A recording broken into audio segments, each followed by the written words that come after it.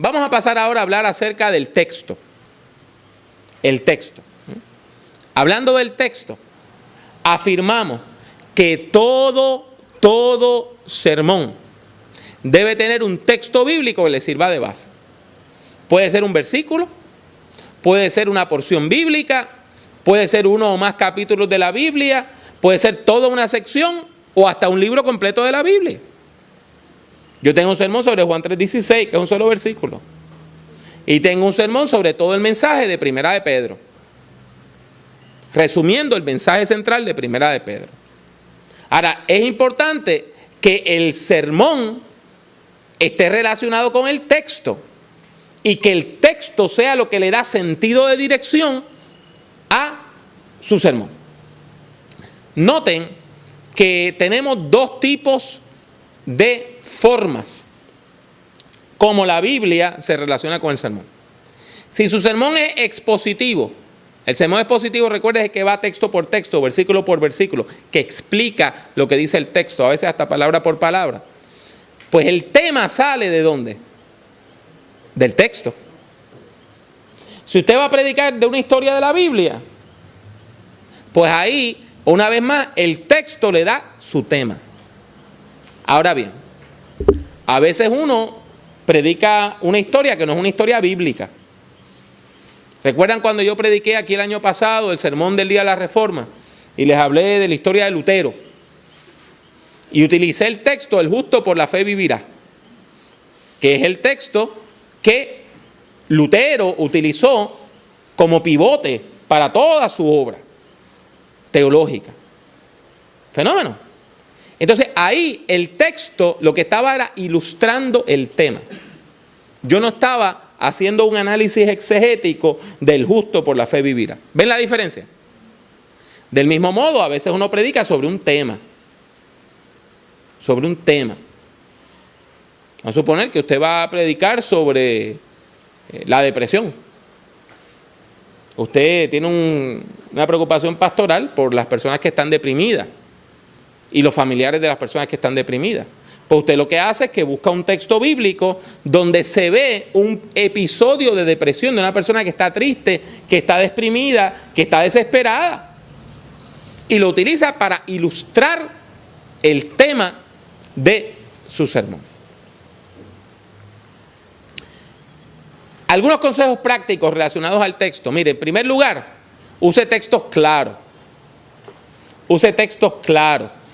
A veces hay personas que se van y se buscan un texto de Levítico, de Números, y de ahí sacan todas unas doctrinas, a veces tiraditas por los pelos. Mi hermano, mi hermana, use textos que sean claritos y use porciones completas.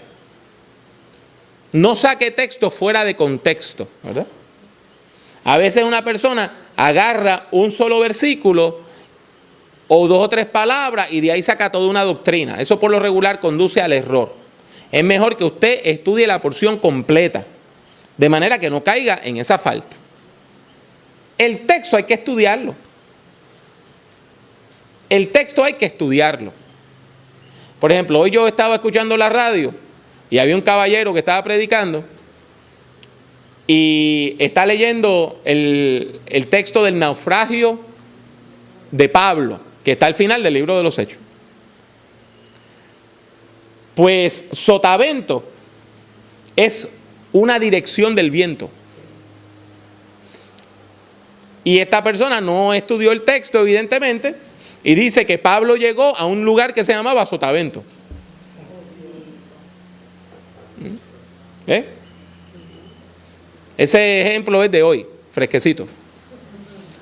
Ese es el tipo de error que ocurre cuando usted no estudia el texto.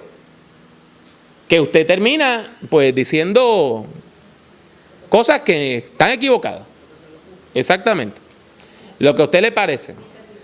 Exactamente. Entonces mire, es bien importante que usted sea fiel al mensaje bíblico. Trate de discernir qué es lo que el apóstol, qué es lo que el escritor bíblico, qué es lo que el narrador bíblico quiere decir. Y los grandes textos de la fe, mi hermano, mi hermana, respételo. Predicar el Padre Nuestro no es fácil. Predicar del Salmo 23, dificilísimo. Juan 3:16 no es cáscara de coco, ¿sabe? No es fácil tampoco.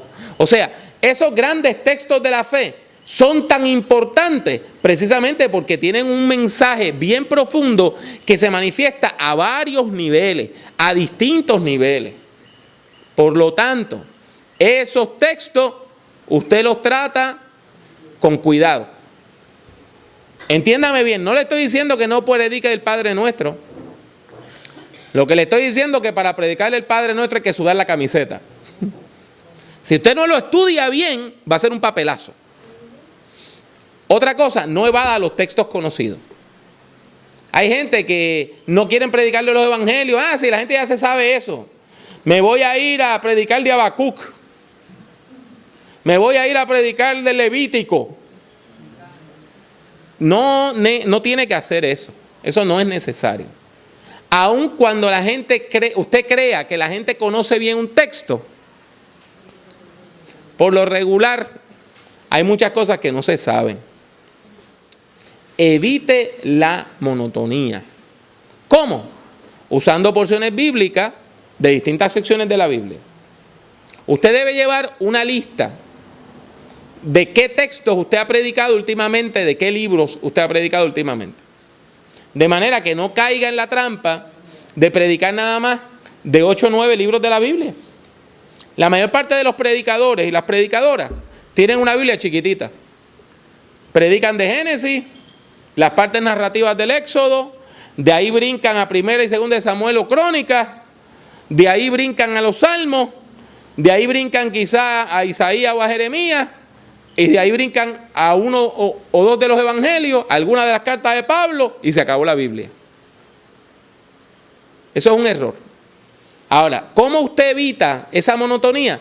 Pues llevando una lista, ¿verdad? Si usted, los últimos 4 sermones que ha predicado son todos sobre hechos, pues quizá el próximo tiene usted que ir variando la fuente de su predicación.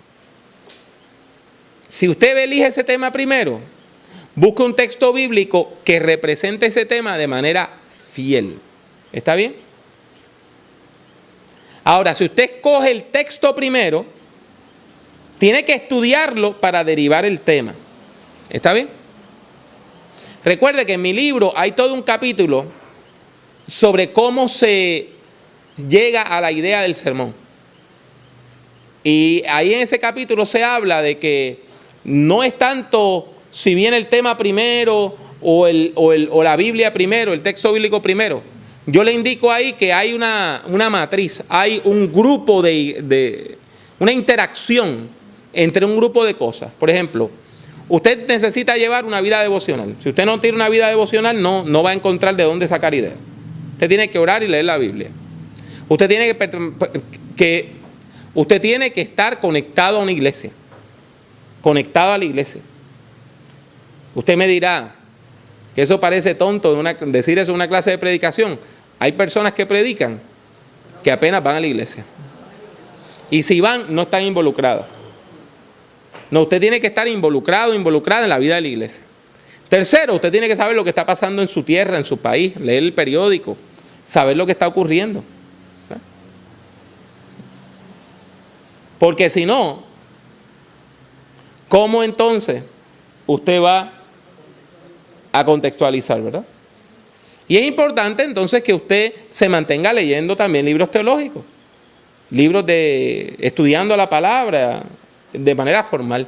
Entonces, en esa matriz, cuando usted está entre la acción pastoral, el trabajo en la iglesia, la asistencia a la iglesia, la devoción, ahí es que Dios le va dando a usted las ideas para predicar. Amén.